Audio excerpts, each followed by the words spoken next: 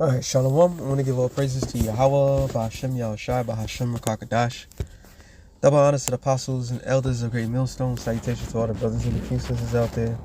Also, there's like foreigners from the seed of Abraham, Isaac, and Jacob. Shalom in the Hebrew, which means peace. It's going to be a quick show through the spirit of Yahweh, Ba'ashem, Yahushai, Lord willing. And pretty much this entails a thought that, spirit put in my mind to think about, which I always think about it. And basically, the thought that comes into mind is that the scriptures itself is an everlasting book, which is, it's quite obvious, right? But the obvious part of the scriptures is that not only is it an everlasting book, meaning there's lessons upon lessons upon lessons upon lessons, from Genesis to Revelations. And the theme of the scriptures, which is a guidebook, right? The scriptures are a guidebook for the elect. Now, through the spirit, been think about certain things. And when you read Genesis, the first chapter, the second chapter, third chapter, fourth chapter, fifth, when you go by the books, each story has a theme, what lesson to be learned. Now, the first chapter of Genesis, obviously, it's I want to say it's obvious, but it's clear. All right, it's a clear statement for that first chapter. Matter of fact, before I go on, we get some scriptures real quick. Romans 15:4 says, "For whatsoever things were written aforetime were written for our learning, that we through patience and comfort of the scriptures might have hope." So another man's downfall, another man's come up in the scriptures actually was a lesson for us today. It was an example for us today. It was a build. Everything is a build. And this is a very important key thing. I was watching the brother, because I've been thinking about this too, and he put it on wax. And like I said, when you go into the scriptures, you read Genesis, the first chapter, it gives you, to people outside that doesn't know no better, they could swear top and bottom that God, the creator of all things, came down and created everything. But when you go into in depth of words and come to find out, it wasn't the creator of all things, it was the gods. All right. And then when you go into St. John, the first chapter, it tells you who was there at the beginning. All right, who created everything. So when you have an idea, like, okay, who the world ignorantly call Jesus, which his true name is Yahweh Shai, created everything, and scriptures back that up. Because what? You have to read scriptures precept upon precept, line upon line. Matter of fact, let me get that real quick. Isaiah 28.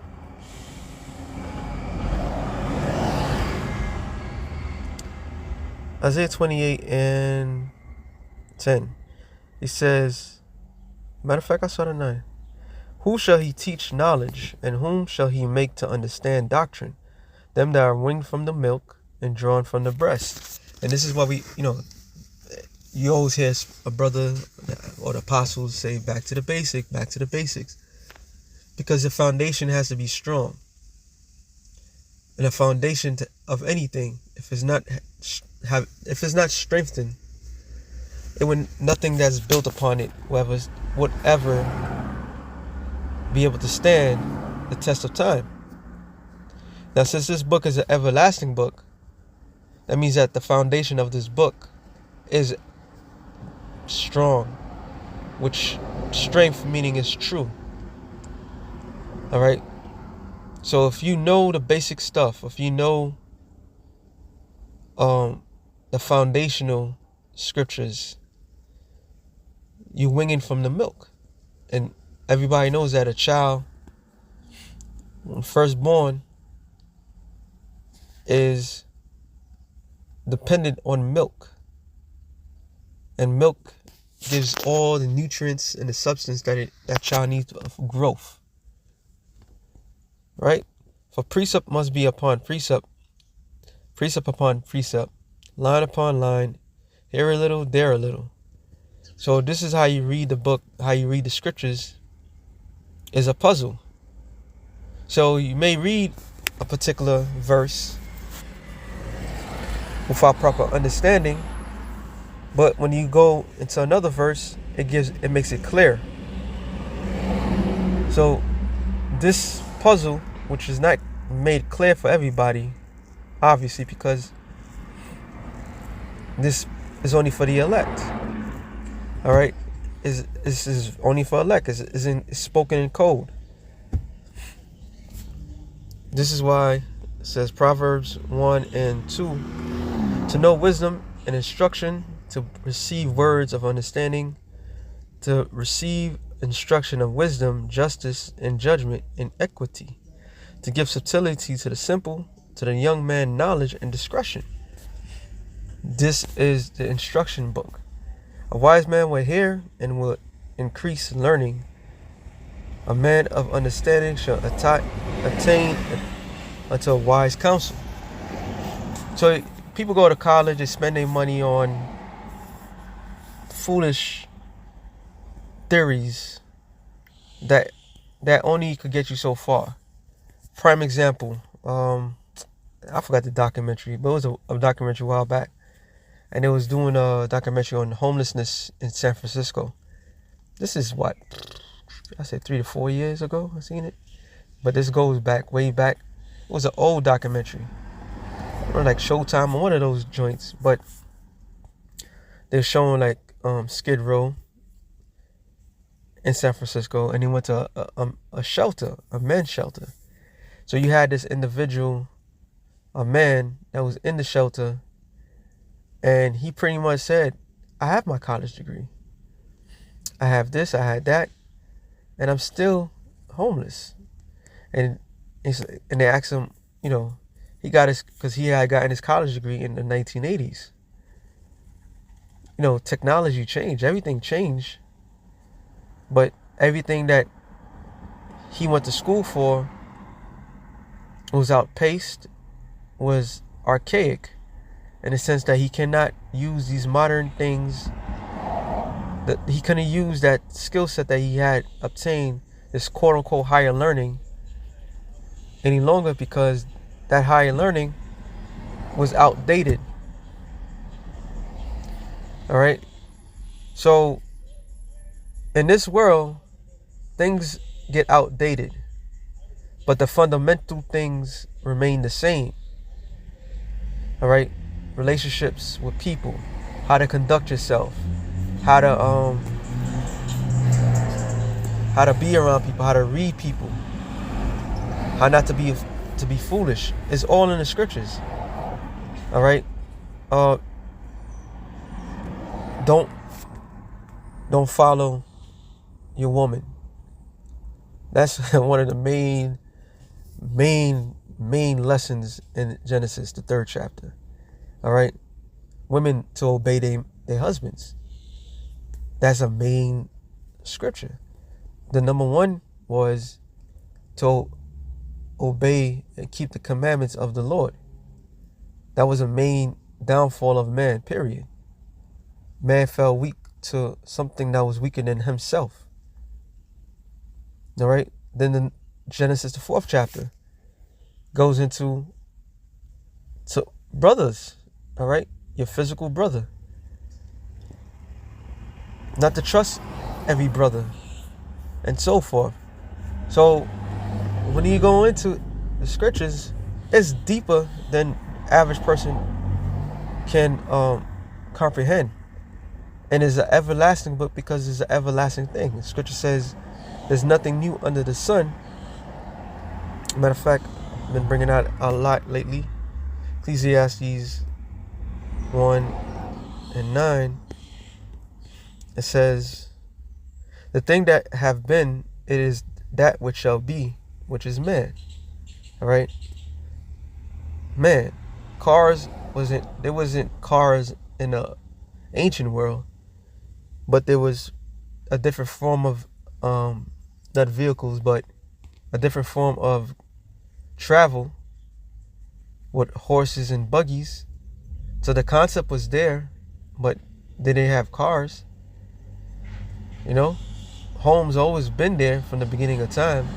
The Hebrew word for home is bayath. All right, bayath. So house always been there. People had to build houses, and they had to build houses on a strong foundation. That concept always been there, but it was man that was and it shall be. So nothing changed.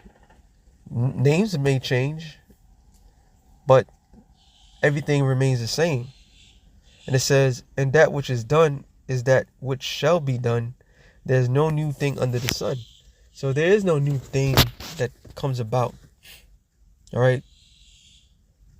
That's why this world is so, that's why this earth and the people of this earth is languishing.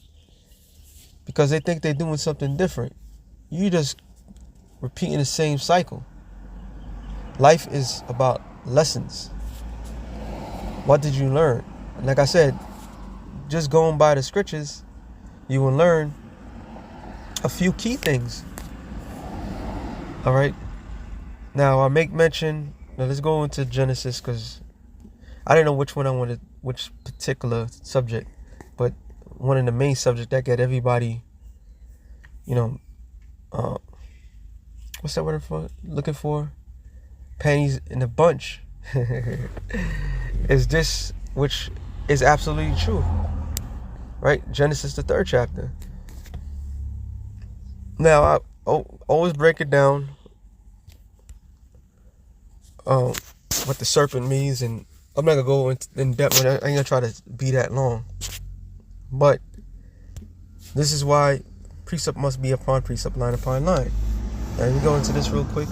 It says, 1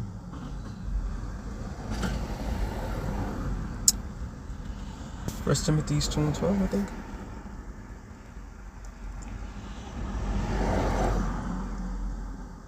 Two and 11. Right? Let me hold that down. Now, like I said, everything is a lesson that everybody can relate to this very day. Everybody can relate to these lessons. It says now the serpent was more subtle than any beast of the field. So the number one lesson in this chapter is about, matter of fact, let's do that instead. No. Let me stick to what I was going to do. Like I said, it's just lessons upon lessons, right? That would be Sirach 12:10. Lesson number 1. Well, not lesson number 1, but one of the main lessons.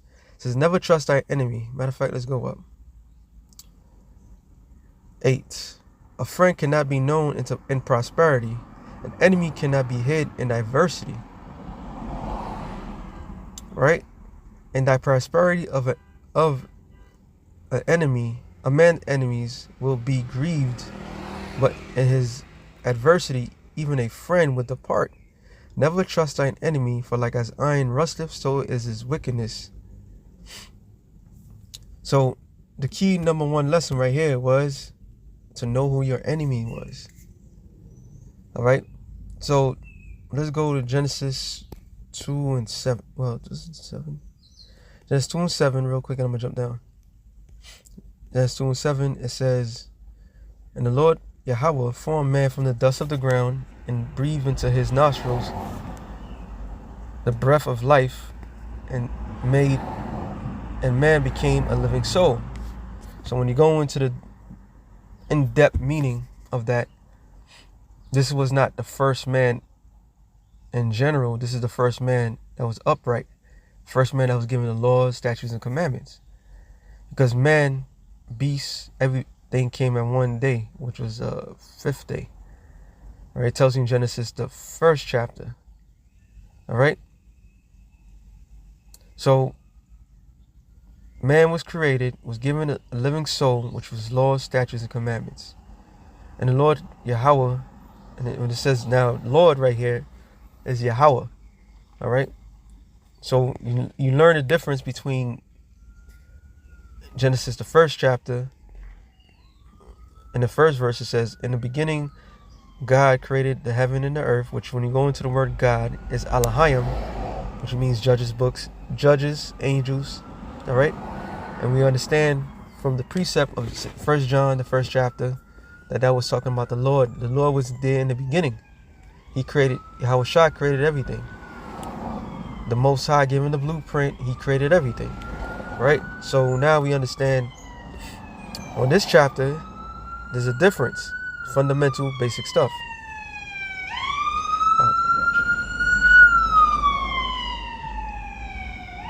Right? So the Lord created man, gave him instructions. That's the key thing I want to bring out.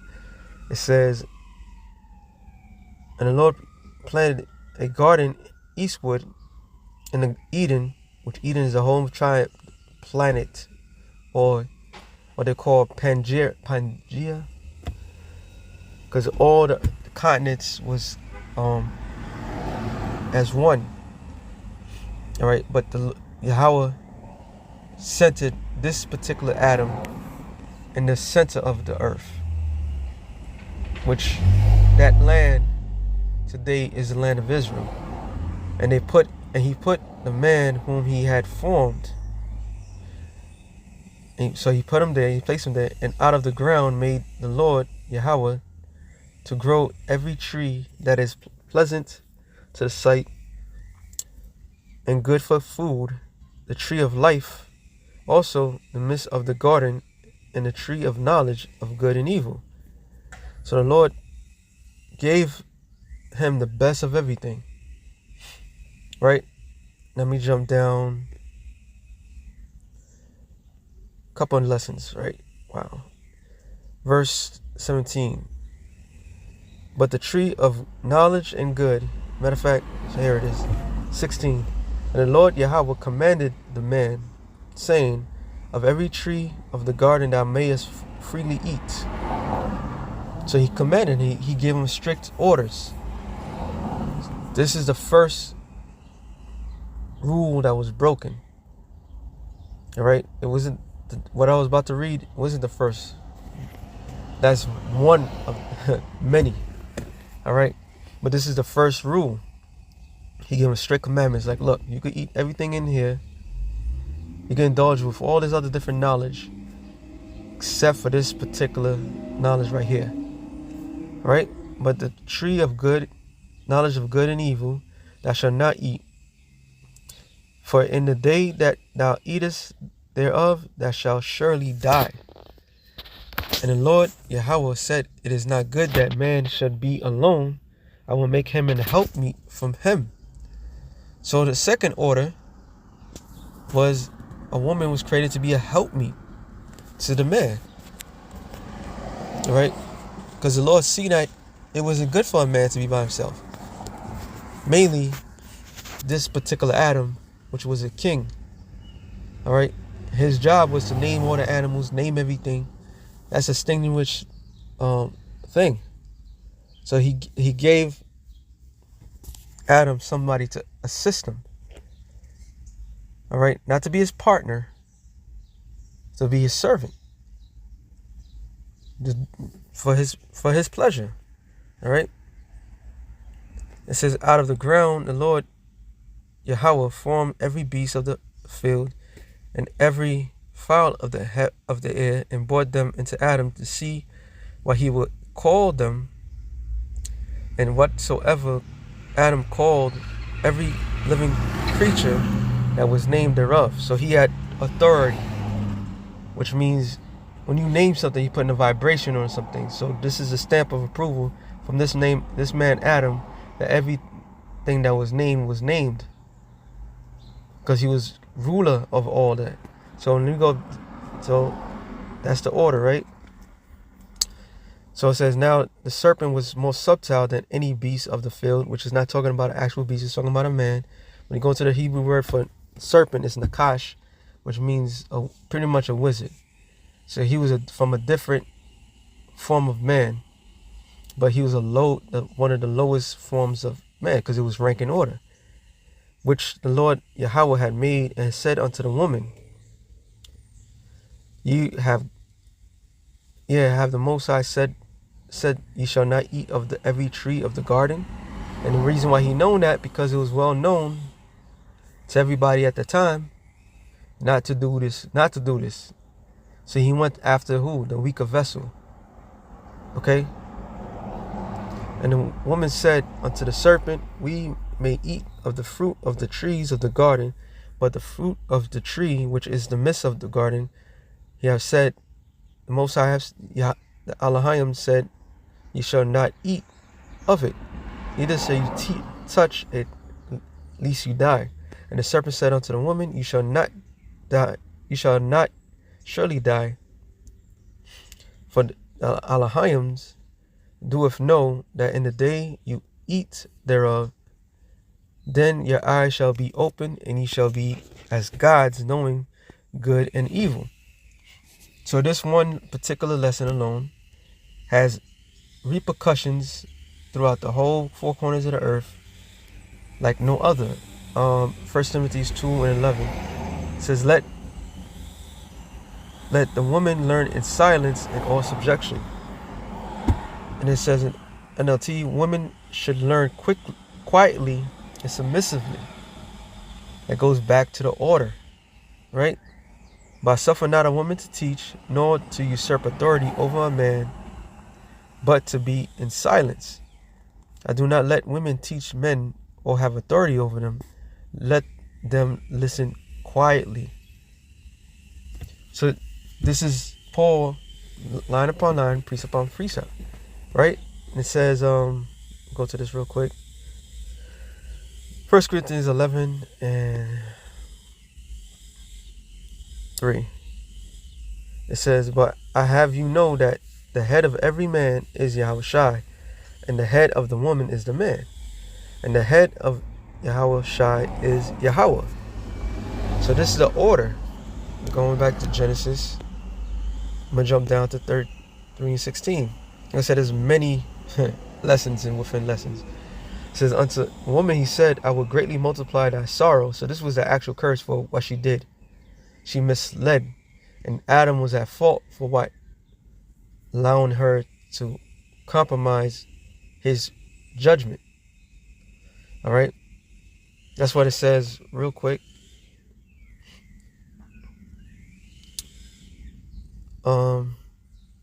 Verse 6. And when the woman saw that the tree was good for food, and that it was pleasant to the eyes, a tree to be desired, to make one wise, she took of the fruit thereof, and did eat, and gave also unto her husband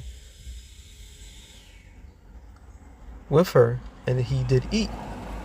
So he ate of the fruit of lies because she allowed it. So he compromised his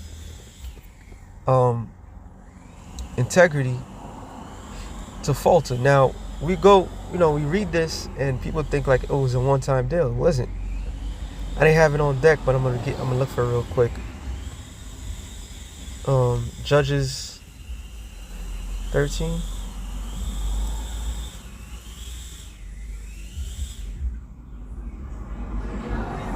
Judges 13 and no, it's not 13. I want to get to the point.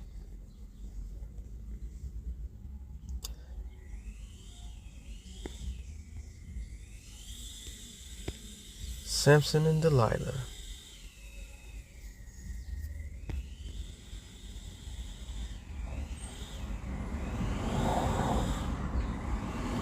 All right. This is why. Oh, the precept that come in mind real quick, because I don't want to make this too long. Is it Micah? Yeah, Micah 7, and 5, it says, trust ye not in a guide, put you not confidence in, no, trust ye not in a guide, trust ye not in a friend, sorry. Put ye not confidence in a guide. Keep thy doors of thy mouth from her that lieth in thy bosom. So this is the lesson. Alright, the lesson is, don't open your mouth, don't spill your guts to these women. Do not do that.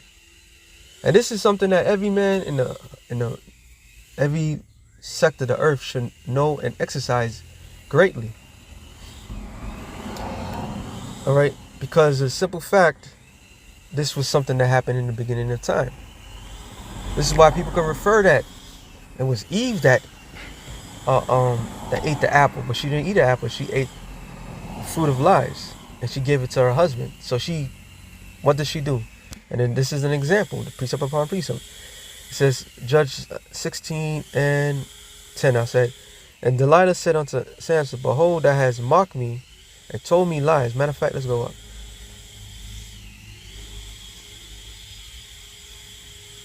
So Delilah was an agent. She was an agent for the Philistines because she sold Samson out. Matter of fact, does it say it in here?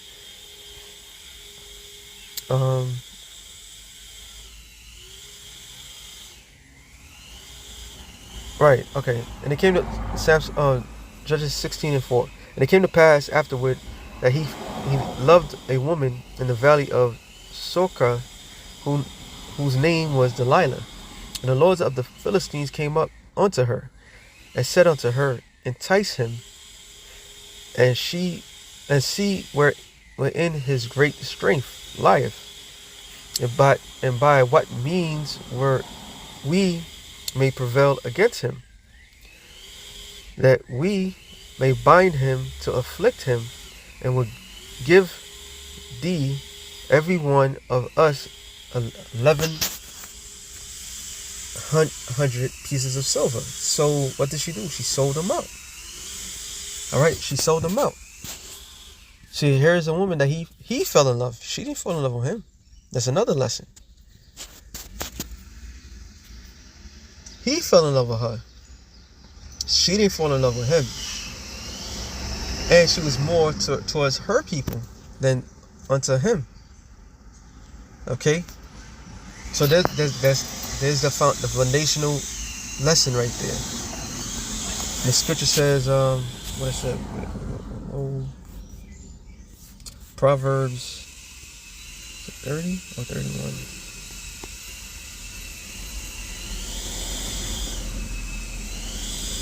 I think it's 31. It says 31 and 3. And this is a very important saying. Give not thy strength unto a woman, nor thy ways to that which destroyeth kings. Do not waste your strength on a woman, on those who ruin kings. So this is the Lord speaking through the prophets to tell this harsh lesson. People put too much emphasis on women, and they thought how they feel and everything like that. And this is why you have a society of simps. All right, simpletons. Now this society of simps, they were breeded to be that way. They are weak. Okay, this is why it says in I'm jumping around, but hit some key points. I believe it's second Ezra or first. Let me try Slakia.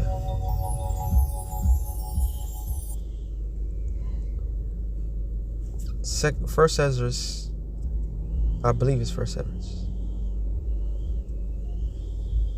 You know what? Let's do it like this.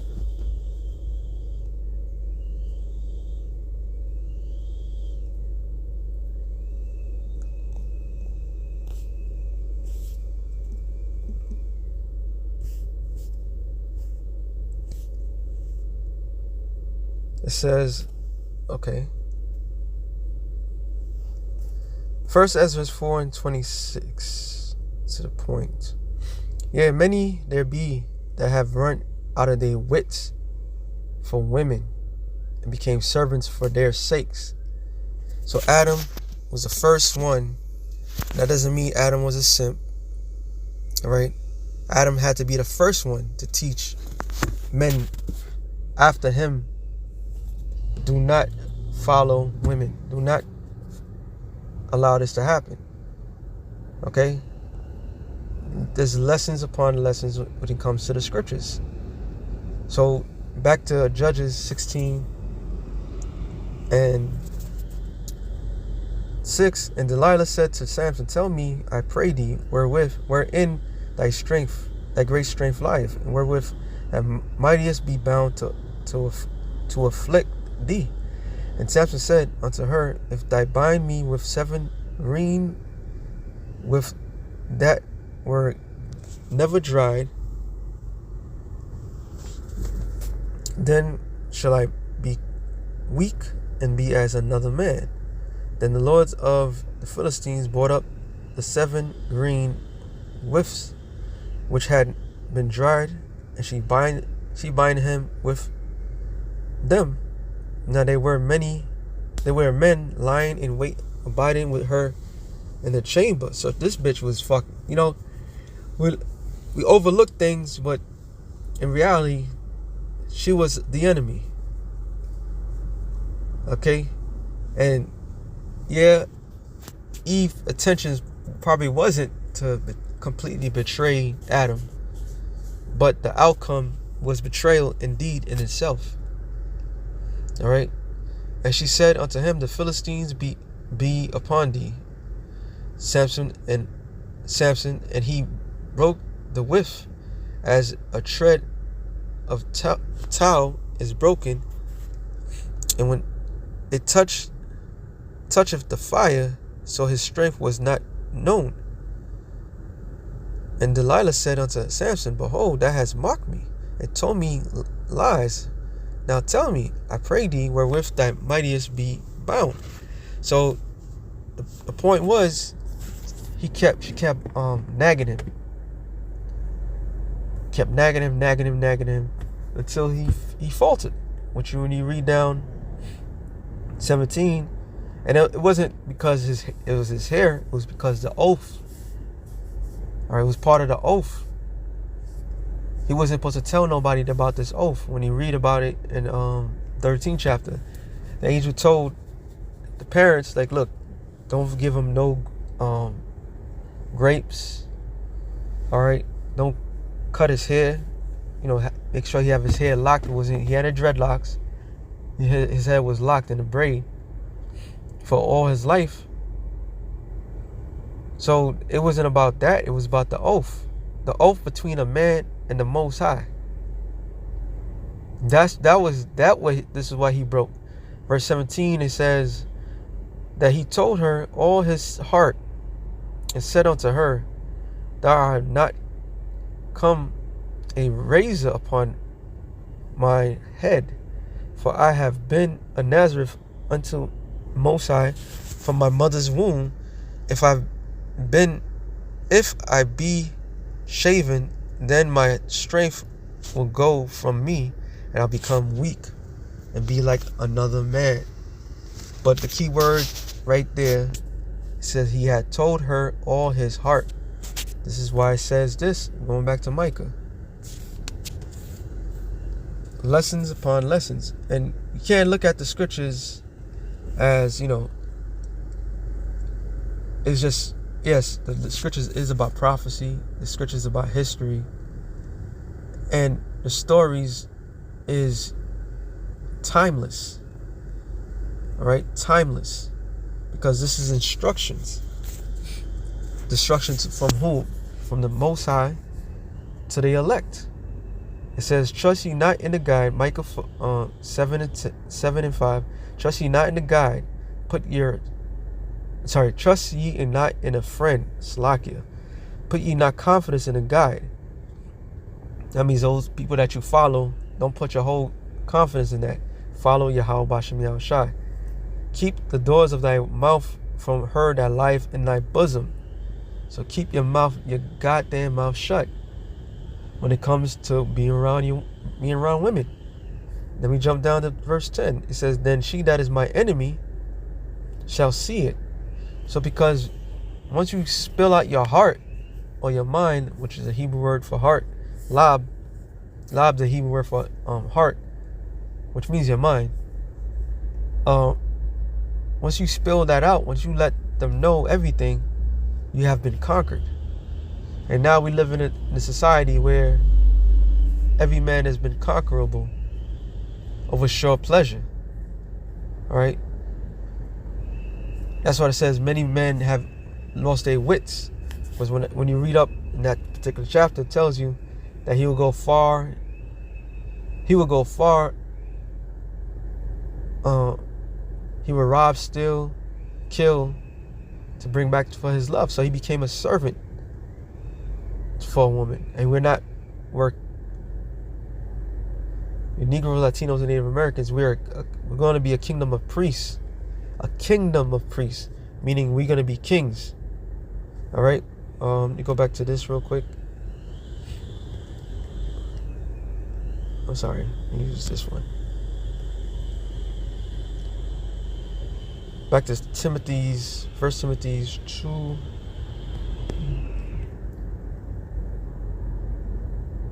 And 13. For Adam was first formed, then Eve. So Adam came first, then Eve came. So the order, which I read in 1 Corinthians, that's the important order.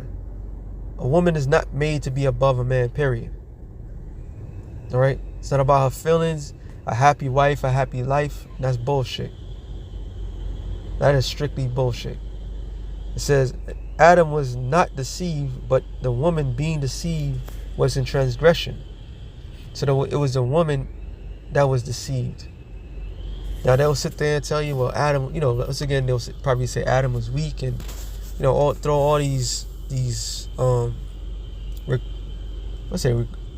slander on the man. But Adam was the first alpha male. He had the knowledge and understanding of the Yahweh Bashem Yahushai. He had to learn a lesson. That lesson had to this day, men fall victim for women. All right? And women are easily acceptable. Because when you go into that word serpent, once again, one of the key things is a whisperer. When you go to the word whisperer, somebody that casts spells. So she's easily acceptable to be beguiled. All right? She needs to be guided. Women need to be guided. That's why they're protected throughout their whole life. The scripture says, what's this? Ecclesiasticus. Let me get that.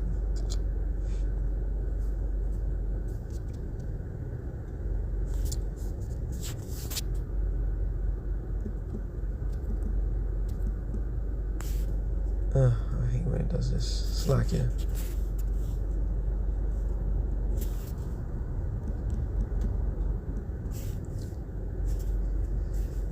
The Apocrypha, Sirach 36. He that gotteth a wife beginneth he that gotteth a wife being a possession. So when you get yourself a wife, she's a possession to you. Now women don't like that concept openly, that she belongs to somebody, but then she wanted to belong to somebody, which is is out of whack. And a help like unto himself, and a pillar of rest, which you're not going to find that in today's modern term or modern times. Where no hedge is, so the hedge is the protection is the man. When there's no man, right, there the possession is spoiled. So that moment that he wasn't there with that woman, changed the whole landscape of everything. Lessons upon lessons is in the scriptures. All right? Lessons upon lessons is an everlasting lesson. And he that have no wife will wander up and down mourning, because he's looking for a possession. And the scripture tells you about these women, how they are this day. Lessons upon lessons. So out of many lessons to learn, this is the number one of the main ones that will take a man out of the truth. All right, that would literally destroy a man, period. And it tells you, well, Sirach, the 25th chapter, about a wicked woman, what she will do to her husband. And this is why you have the things that you have. So the Lord is constantly reminding us, if you just stick to the basic stuff, it's the basic lessons of the scriptures, you'll learn. That's why you gotta keep going over the stories over and over again, because I'm trying to make this short, and I'm gonna do another one, Lord willing. And you'll learn, like, okay, this is how you have to operate. This is how you have to see things, because we're about to be kings, you know, the Israelites, the prince of the power. That's why we got to constantly know what made us fail, even though it's all predestined, but it's all about learning from these mistakes. Okay? It says, who will trust a thief? well appointed that skippeth from city to city. Who will believe a man that have no house, and lounges wheresoever the night taketh him? Which entails, that goes into another story in Genesis, which goes into Cain as well, because he was a vagabond. All right, he was a vagabond. So you can't trust a man like that. So with that being said, Lord willing, I'll do another one real quick. Spirit, shalom to the elected nations. Shalom.